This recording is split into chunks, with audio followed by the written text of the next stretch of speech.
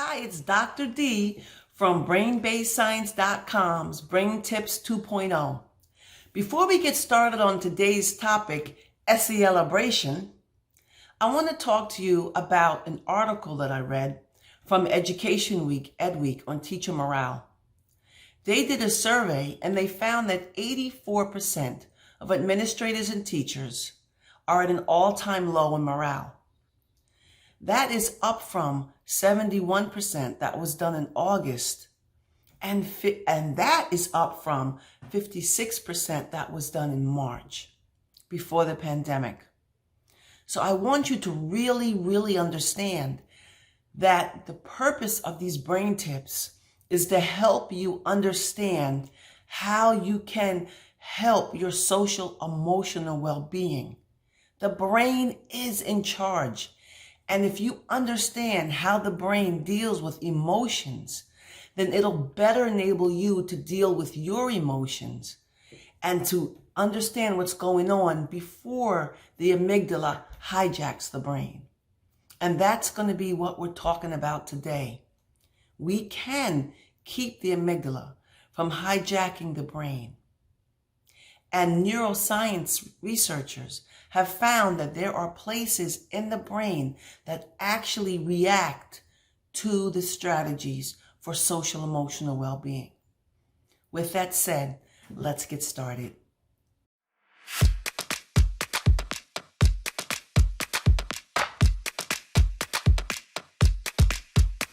So I have two questions for you, okay? Question number one. Do you think that students should learn about the brain?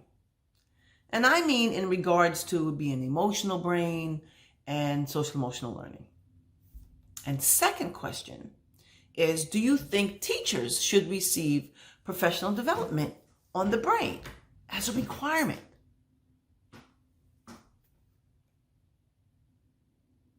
I do. Otherwise, why would I be making these videos? But seriously, understanding the brain by both teachers and students will help them rely on the strategies for the appropriate behavior to responses, to events that occur. And that's going to lend us into SELebrate. I like to say SELebration, supercalifragilisticexpialidocious. No? Anyway. I thought it was cute when I made that connection. Now, anyway, I didn't coin that phrase. Okay, that phrase was coined by Marilee Sprenger, who's the author of Social Emotional Learning and the Brain. And what SELebrate stands for is social emotional learning elicits brain responses appropriate to experience. Now, that's a mouthful, but what it means is that students should be able to use social emotional learning to understand why and when to use strategies for their behavior so that they can have an appropriate behavior. For example, if students understand that when they're getting upset, it activates the limbic system, which is the emotional part of the brain, and that when this limbic system is engaged, that it blocks communication between the thinking brain and the involuntary brain, that therefore they'll know that I understand what's happening.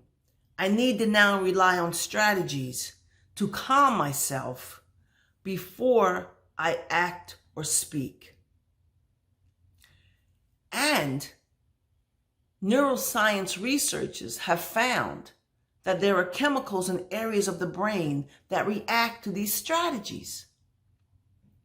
So if the students can understand the why, or you understand the why, you have a better chance of being able to produce the correct strategy so that you remain calm, or so that you can understand why these strategies work. Now, I had a horrific experience in my life, very emotional experience in my life. So I asked, why? Why did this happen? And when it was explained to me why, I was better able to cope with the situation. I had the why. So instead of just going to a student when you see him upset, say, Johnny, I see you're getting upset. You need to go to the quiet area until you can calm down. Which is great advice. But does the kid know why they reacted like that? Does the kid understand that you couldn't really help it? Right? But if a kid feels this, they're getting upset, and they know, okay, I'm getting upset. I have to use a strategy before the emotional part of the brain takes over, because I can control my actions before I speak and before I do anything. That's what social emotional learning and mindfulness does. It lets the kids know the why and then how to handle it. And for them to understand that it's the brain and they don't always have full control, but they can get control. I'm going to give you an example, and I'm going to use one right out of the book. Now, we have to understand memory, right? So there's a process for which we have memory. And so when you have an experience, say for instance, you had a bad experience with a German Shepherd, and you're walking down the street, just having a good old time, right? And you see a German Shepherd. Now, the German Shepherd isn't chasing after you, so the body doesn't feel any imminent danger. But you see this German Shepherd. Memories are flooding back of this experience. But because it's not imminent danger, the thinking brain is still working. So the thinking brain is going to say, I'm making this up, right? The thinking brain is going to say, the dog is on a leash and it's in a fenced yard and the owner is there. There's no need to go into full panic. That's a thinking brain. And then you calm down. So when kids understand this process and they can identify their emotions, then they know, when I'm feeling like this, I was trained to do the following. And they'll calm down. Now, if it's imminent danger, the amygdala is taking over, the hypothalamus is going to start creating, the chemicals that are needed for us to get ready to do fight or flight, right? Because you got to get out of there. There's a whole lot of stuff that happens when we are in this imminent danger state.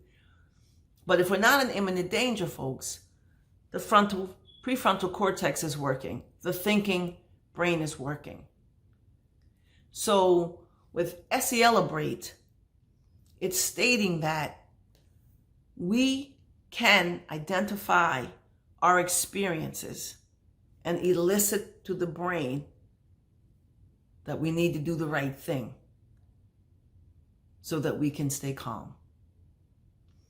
SELebrate. Happy sciencing, Dr. D. Okay, folks, before you go, I just want to remind you that next week we're going to be doing episode 3, where the topic is going to be teachers, guardians of the classroom climate, where we're going to be talking about how teachers can create environments that reduces destructive anxiety, but at the same time, still keep the lessons challenging so that we can continue to stimulate the brain. See you next week. Happy sciencing, Dr. D.